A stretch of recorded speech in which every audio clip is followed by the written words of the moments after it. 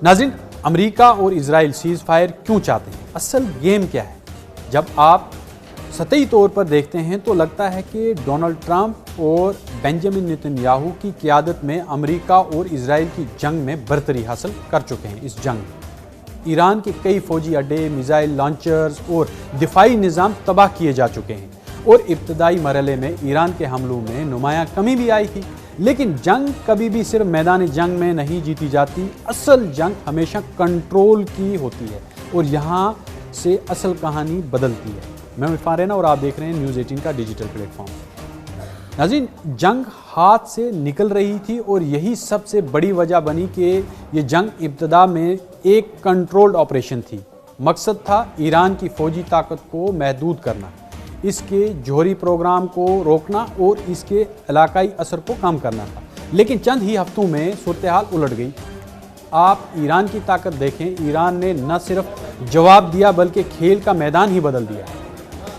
Iran ने अपना Hormuz को बंद करके पूरी दुनिया की तेल सप्लाई को हिला कर रख दिया। ये वो रास्ता है जहाँ से दुनिया की तेल का सबसे बड़ा हिस्सा गुजरता है। जब ये रास्ता बंद हुआ तो सिर्फ मशरिक़ वस्ता नहीं बल्कि एशिया, यूरोप और आलमी मईशत सबसे ज़्यादा मुतासर हुई। इस दबाव के नतीजे में अमेरिका को पीछे हटकर सीज़ फायर पर आना पड़ा है, क्योंकि जंग अब सिर्फ ईरान तक महदूद नहीं रही है, ये आलमी बहरान बन चुकी है। मईशत ने वो करके दिखाया जो मिसाइल ना कर सके। जंग जितनी लंबी होती जा रही उतनी ही इसका जो असर है वो मईशत पर सामने पड़ता हुआ सामने नज़र आ रहा था।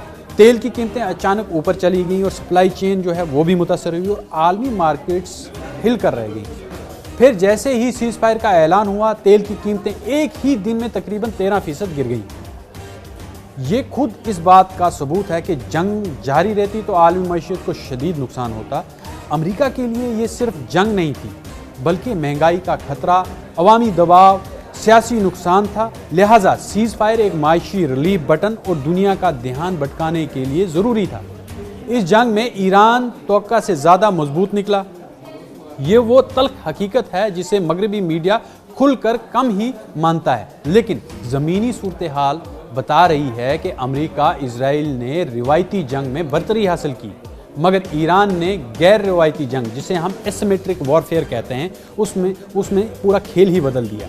प्रॉक्सी नेटवर्क्स, गोरिल्ला हिकमत अमली, तवील जंग की तैयारी और सबसे अहम अंदरूनी इत्तेहाद। जंग के दौरान ईरान में क़यादत तब्दील हुई क्योंकि उनकी पूरी जो आला क़यादत थी उनको एलिमिनेट किया इजराइल और अमेरिका ने मुश्तरका तौर पर मिलकर। लेकिन जब वहाँ क़यादत तब्दील हुई और ये मुनज़्ज़म थी, लेकिन निज़ाम नहीं टूटा इनका बल्कि मज़ीद सख्त हो गया।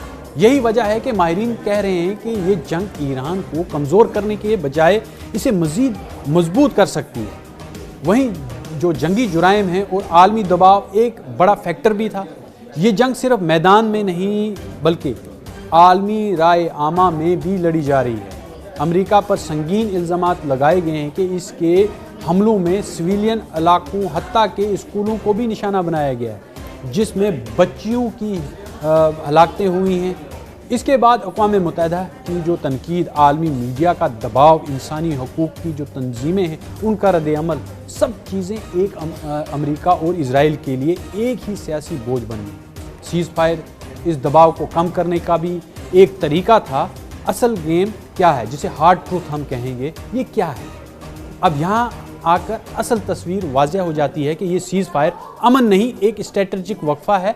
हकीकत ये है कि अमेरिका और इजराइल जंग जीतना चाहते हैं, लेकिन लंबी जंग नहीं, क्योंकि उसमें नुकसान होगा और नुकसान भी नहीं चाहते। अपनी जो फौजी ताकत है उसको दोबारा तरबियत देना चाहते हैं, अगले मरहले के लिए तैयारी कर रहे हैं, यानी रिफ्यूल, रीलोड। और इजराइल और अमेरिका की नज़र में सबसे अहम बात यह है कि ईरान को फौरी शिकस्त देना मुमकिन नहीं है, इसलिए इसे कंट्रोल करना ज़रूरी है। दुनिया के लिए कड़ा और कड़वा मगर आखिरी सच यही है कि जंग अभी ख़त्म नहीं हुई है। आज जो सीज़ फायर नज़र आ रहा है वो दरअसल एक नाजुक वक्फा है। खुद ईरान ने कहा है कि जंग ख़त्म नहीं हुई है, सीज़ फायर सिर्फ 2 हफ्तों का है। बुनियादी मसाइल जो भी हैं, जो ईरान का जौहरी प्रोग्राम है, इलाकाई ताकत के मसले, जो वो हल नहीं हुए हैं, यानी ये सिर्फ पॉज, या हम ये कहेंगे पॉज एंड एंड है, ये नहीं। यहाँ पर फिलहाल एक वक्फा लिया गया है, एक पॉज है, एंड नहीं। सबसे खतरनाक बात यह है कि ये जंग अब किसी एक मुल्क के कंट्रोल में नहीं रही है। तेल, आलमी मईशत, प्रॉक्सी जंग, बड़ी ताकतों की मुदाखलत, सब कुछ एक ही साथ एक ही सिलसिले में जुड़ चुका है। मेरा वाज़ेह तज्ज़िया यही कहता है कि अगर आप समझ रहे हैं कि सीज़ फायर से जंग ख़त्म होगी तो ये सबसे बड़ी गलती होगी। ये जंग अब अगले मरहले में जारी है और अगला मरहला पहले से ज़्यादा खतरनाक हो सकता है। ये है न्यूज़ 18 नेटवर्क और आप देख रहे हैं न्यूज़ 18 उर्दू। हमारी पहुंच, आपकी ताकत।